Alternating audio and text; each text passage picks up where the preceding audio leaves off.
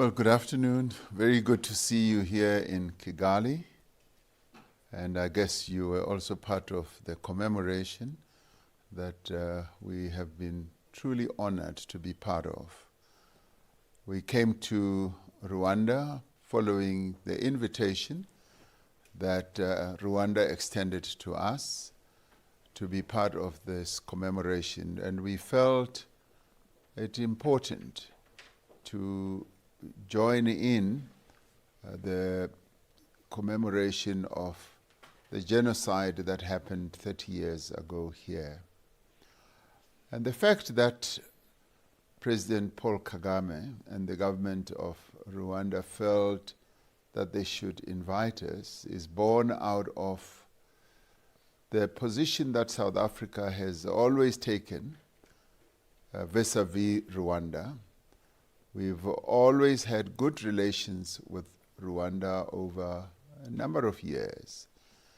In fact, when the genocide happened 30 years ago, it was President Mandela who regretted that we did not really fully give a helping hand to the Rwandese at the time when they were going through a moment of catharsis themselves, because we were bringing an end to the system of apartheid, and the two very important events just almost crossed each other like ships in the night. So following that, South Africa embarked on a number of initiatives which President Kagame spoke about in his speech at the commemoration today, applauding the help that South Africa post-apartheid gave to Rwanda and the solidarity that we pledged, how we helped Rwanda to rebuild its health system by supporting and paying for doctors from Cuba, and how we opened our universities and colleges for Rwandese students to come to South Africa to learn, and how he said many of those who were trained in South Africa are today occupying positions of leadership in their own country. So he applauded South Africa. That in many ways goes to demonstrate the very good and special relationship between our two countries, a relationship which over the years, yes, has faced some challenges. He and I, from the time I became president, have always sought to find ways of straightening out the wrinkles in our relationship.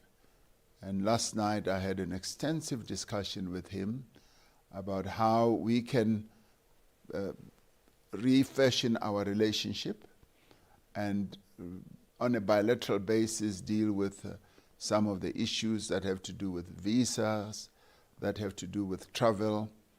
And we believe that we are definitely going to get on the way of rekindling and rebuilding that relationship. I say rekindling because it is a relationship that is in existence. And like relationships between countries, sometimes they face challenges and they wrinkle up. And so those wrinkles will be straightened out. Yes, we did speak about the challenges that are prevailing now as a result of the situation in the eastern part of the DRC, and how both countries, in fact, how the region, SADC, can work towards installing peace. We all agreed that peace was an essential component of fostering the development of this part of the continent, and that in doing so, we should bring the conflicts that are happening in the eastern part of the DRC to an end. And also, whatever actions that are going on to also destabilize Rwanda through the incursions of the FDLR.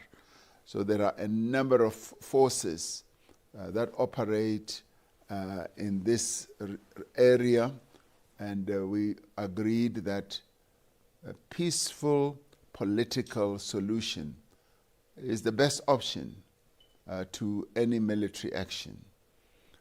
And beyond discussing with President Kagame, I also had a number of discussions with a number of other leaders. I also had a very good discussion with President Mbeki, who was also attending the commemoration, and we discussed the situation in the Eastern DRC.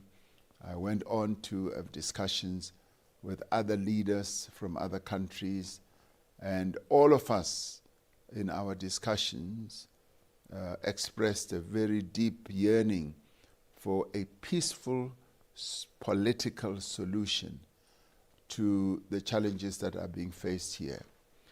So I leave Rwanda with a renewed vigor and intention that we should find a solution that will lead to a political solution to what is prevailing here. The people of DRC yearn for peace, and similarly the people of Rwanda also yearn for peace. And so therefore, all of us combined, including SADC, should work towards installing peace in this area, so that the conflicts and the violent conflicts, the displacement of people in the DRC and indeed in Rwanda should come to an end, so that there should be peace and silence the guns in this part of our continent. So that is what we are hoping and aiming for. Your Excellency, since the issue with the DRC, there is the Luanda process and the Nairobi process in place. Is there a direct role for South Africa now that South Africa is leading a static force in the Eastern DRC? Yes, there is the Nairobi process, there is the Luanda process, and all these processes are collectively aimed at ensuring that the conflict comes to an end. And we take a lot of inspiration from that. The President Lorenzo of Luanda, who leads SADC, is firmly involved in the process that was initiated, which is the Luanda process. So we work under his leadership and his guidance. And the Nairobi process is a process that was aimed at installing a ceasefire, as well as ensuring that there is a political intervention and a solution. South Africa, therefore, has a role to play as well in supporting all these processes. We are part of SADC, and we therefore play a key role in supporting the two processes. So we will not try to install a process on our own. We will work in tandem with the processes that are underway. We do play an important role in that as members of SADC, we want to see peace. And peace is our calling card. That's what we bring to the whole process.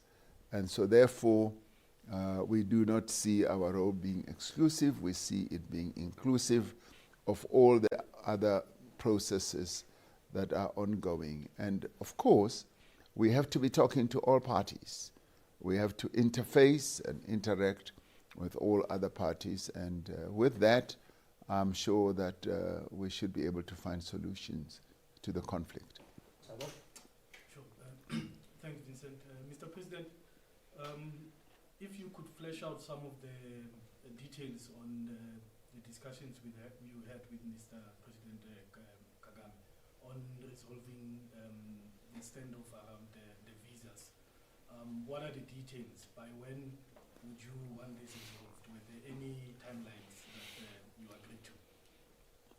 President Kagame and I obviously want the various challenges that we face to be resolved as quickly as possible. And so we have not exactly set out a time frame, but as soon as possible, we want this to be resolved because we want ease of travel for Rwandese to come to South Africa. And we are in the process of dealing with a number of issues as it is now through the regulatory processes. So I would not be able to give a time frame, but all I can say is we want immediately to resolve the challenges that prevail. For South Africa, it's not a good option for us to be at loggerheads with any country on the continent.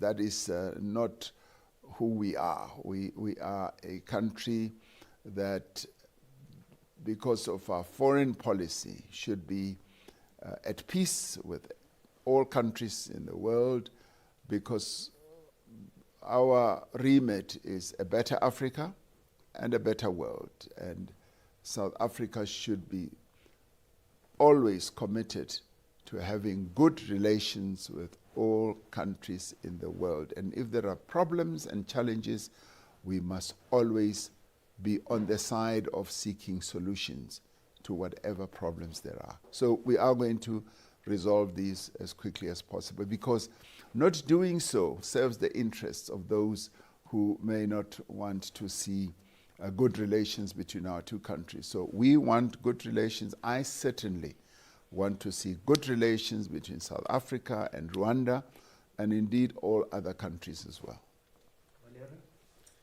Mr. President, let me say, you were saying that Rwanda is rebuilding itself after 10 Yes. years.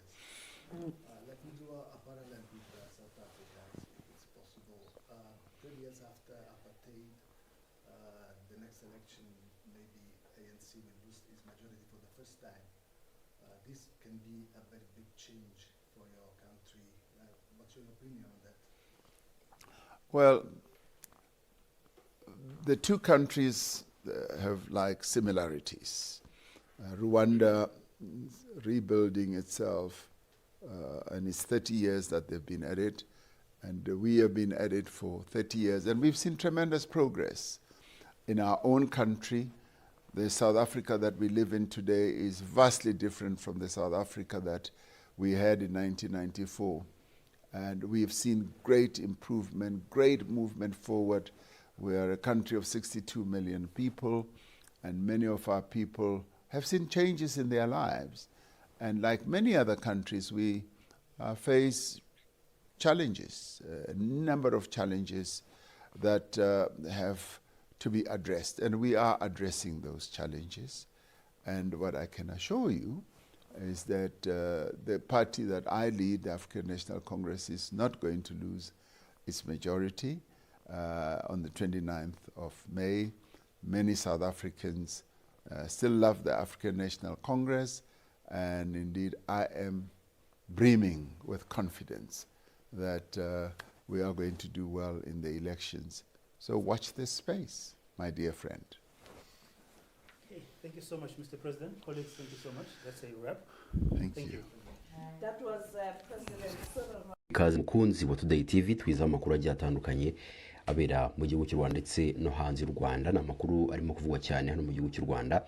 Aho rero mu ijambo rye ritangiza icyumweru cyo kwibuka jenoside yakorewe abatutsi ku nshuro ya 30, Perezida w'u Rwanda Paul Kagame yashimiye ibihugu bitandukanye ku ruhande ndetse n'uruhare byagize mu rugendo rwo kongera kwiyubaka kw'igihugu cy'u Rwanda nyuma yayo mate asharire cyangwa se akakaye cyanyuzemo.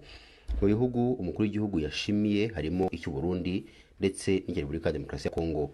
Ibyo byombi kuri ubu ngubu umubano wabyo n'u Rwanda ntiwifashe, ndetse abayiyobora bakaba baragiye batangaza mu bihe bigiye bitandukanye ko bifuza ko ubutegetsi bw'u Rwanda bwakurwaho.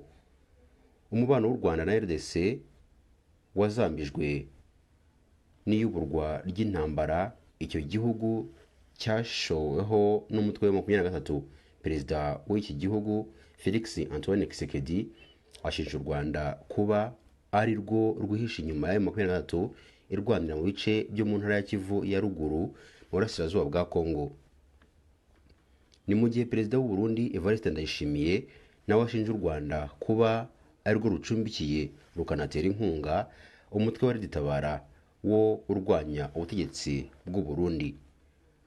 Atitaye kuri uwo mwuka mubi uri hagati y'ibihugu byombi, umukuru w'igihugu yashimiye uruhare byagize mu gucumbikira impunzi z'Abanyarwanda. Yagize ati Kenya n'u Burundi RDC bakiriye umubare munini w'impunzi z'Abanyarwanda baziha aho kuba. Perezida Kagame yashimiye kandi ibihugu nka Uganda, Tanzania ndetse na Kenya nabyo ku ruhare byagize mu gufasha u Rwanda mu rugendo rwo kongera kwiyubaka. Yagize ati Uganda yahisemo kwishyiraho ibibazo by'imbere mu Rwanda imyaka myinshi kugeza naho babyamaganiwe. Tanzania yagize uruhare rw'umwihariko wo kwakira no gufasha mu masezerano ya Arusha. Ibindi bihugu u Rwanda rushimira uruhare mu kongera kwiyubaka nyuma ya jenoside yakorewe Abatutsi harimo na Kenya, Ethiopia, Eritrea n'ibindi birimo n'ibyohereje ingabo zabyo mu butumwa bw'amahoro mu Rwanda.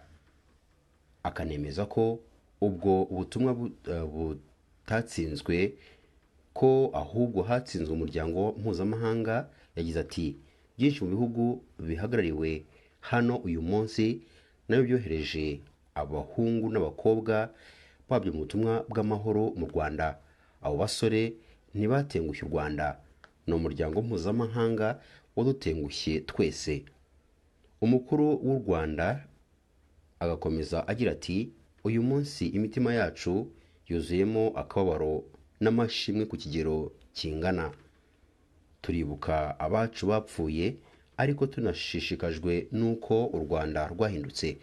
Umuhango wo kwibuka ku nshuro 30 jenoside yakorewe Abatutsi mu mwaka w'1994 witabiriwe n'abakuru b'ibihugu bitandukanye, abahoze bayobora ibihugu, ababihagarariye cyangwa se abahagarariye imiryango mpuzamahanga ndetse n'abandi banyacyubahiro batandukanye.